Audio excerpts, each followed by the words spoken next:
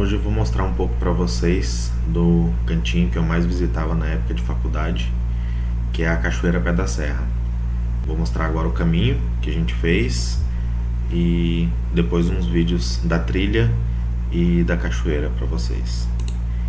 E o caminho é esse aí, nós partimos da ponte e fomos sentido BNH, passando pelo porto. Quando chega no posto próximo ao pronto-socorro, vira à esquerda e sobe até a serra, até a última rua. Na última rua da serra vira à direita e quando a rua terminar novamente vira à esquerda. Já vai ter ali um estacionamento pago, se você quiser, e tem um estacionamento gratuito aí onde é que tem o início da trilha. Nós fizemos essa trilha aí e chegamos na Cachoeira Pé da Serra. Chegando aqui na entrada da cachoeira, temos estacionamento pago, mas também tem um local para estacionar em volta. E aqui o início da trilha, Cachoeira Pé da Serra. Eu também falei que tava em casa namorado. Já é bem depois do almoço, então já tem gente voltando de lá.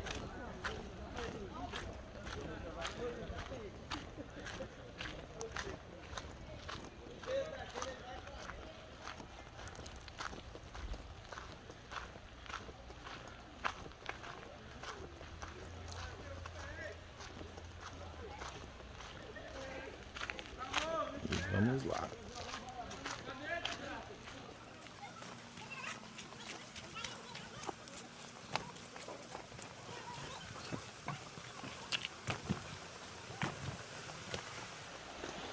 Logo no início tem uma primeira travessia na água aqui. E uma escadinha de pedra para descer.